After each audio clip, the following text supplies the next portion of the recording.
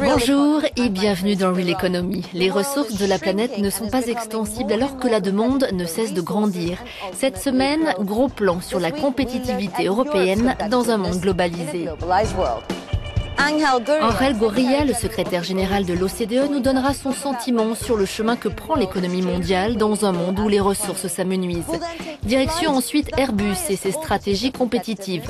Puis nous verrons pourquoi certaines entreprises mondiales préfèrent s'installer en Europe.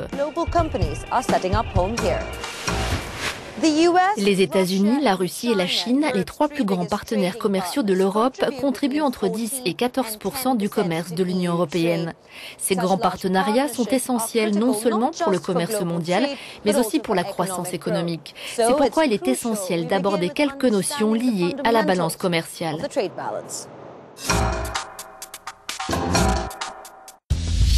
La balance commerciale d'un pays est la différence entre ses exportations et ses importations.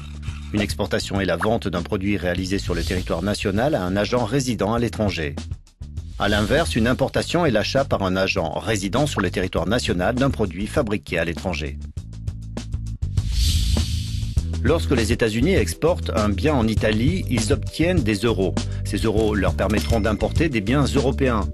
Les devises que leur apportent leurs exportations servent donc à financer leurs importations.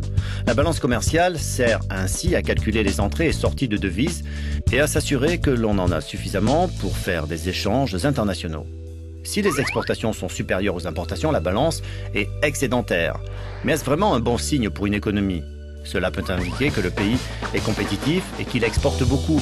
Mais cela peut aussi indiquer qu'il importe peu car sa croissance étant faible, ses ménages et ses entreprises dépensent peu.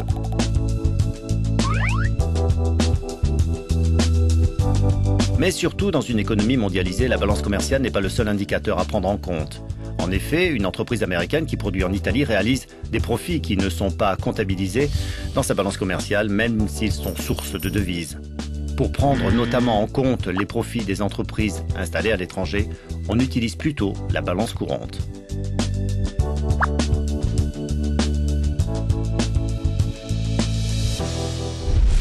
Les entreprises mondiales sont comme des machines de guerre. Elles se battent constamment pour rester au top de la compétitivité de la chaîne de valeur et éviter de nombreux obstacles. Le marché des avions représente 75 milliards d'euros. Il n'a jamais été aussi porteur, de quoi contenter les géants Airbus et Boeing qui se livrent une compétition acharnée. Sébastien Le Belzic. La restructuration de ADS n'entame pas les bons résultats d'Airbus. Avec des carnets de commandes pleins pour les 8 prochaines années, Airbus s'offre même le luxe de 3000 embauches, dont la moitié en France. Avec plus de 1200 commandes d'Airbus enregistrées cette année, l'avionneur européen se porte bien malgré la crise. Il a même dépassé d'une courte tête son principal concurrent, l'américain Boeing. Et le fait d'être une entreprise européenne est une véritable valeur ajoutée. Airbus a bénéficié depuis sa création il y a 40 ans d'un soutien sans faille des États. La recherche et développement a été en grande partie prise en charge par l'Allemagne et la France, 2 des 4 pays au capital du groupe. Les coûts de développement civil peuvent être financés jusqu'à 1/3 de l'enveloppe par des prêts offerts par les gouvernements européens. Donc c'est vrai que c'est une aide qui permet d'appréhender le risque avec un petit peu moins de pression. Airbus emploie actuellement plus de 62 000 personnes réparties sur 18 sites en France, en Allemagne, au Royaume-Uni, en Belgique et en Espagne. Dans la foulée d'Airbus, on a développé aussi en Europe des champions dans le domaine des moteurs, dans le domaine des systèmes, dans tous les domaines qui nous sont nécessaires et qui sont devenus des grands acteurs au niveau mondial qui maintenant vendent à Boeing, vendent à Comac, etc. Donc il y a vraiment, on a réussi à développer tout un écosystème. Le fait que nous soyons une entreprise internationale nous aide certainement à faire des affaires. Nous sommes en mesure de comprendre nos clients locaux. Nous sommes présents localement sur les territoires de nos clients et nous écoutons attentivement leurs besoins. En contrepartie, les États exigent des garanties comme le maintien de l'emploi en Europe, difficile quand Airbus doit réduire son exposition au marché européen. La quasi-totalité des ventes sont libellées dans la devise américaine. Mais par contre, donc, une partie de leur base de coûts est encore sur le continent européen.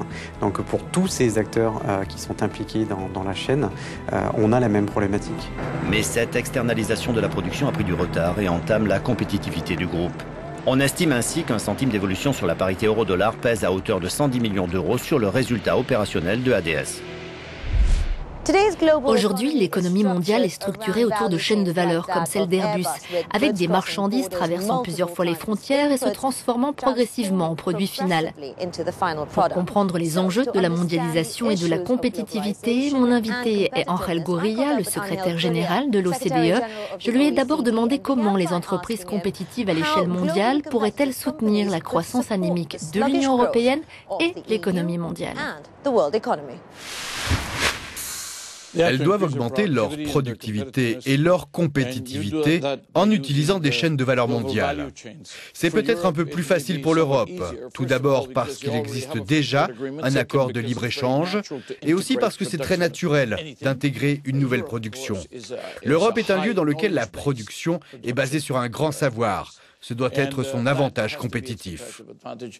Pour répondre à cette question, il faut arrêter de parler en termes d'importation et d'exportation. Là où va l'argent, où vont les profits, c'est dans l'innovation, la recherche. Si nous regardons les éléments institutionnels, sont-ils assez forts en Europe par rapport aux États-Unis, au Japon, à l'Asie ? Quand on parle de connaissances, ils sont plus forts en Europe. La seule question est de savoir si la concurrence est suffisante. Fait-elle ressortir le meilleur de chaque pays, de chaque situation, de chaque facteur économique, de chaque entreprise, de chaque individu ? Et la réponse est non. Elle laisse quelque peu à désirer. Il faut regarder du côté de l'éducation, l'innovation, une meilleure concurrence, la flexibilité du marché du travail, la flexibilité dans les marchés de la production. Ce sont ces questions qui, à moyen et long terme, vont maintenir la croissance, la productivité et la compétitivité. La seule question est de savoir si tout le monde joue avec les mêmes règles, si tout le monde joue le jeu de la concurrence. Les conditions sont-elles réunies pour donner le coup d'envoi à des accords multilatéraux comme nous le faisons ?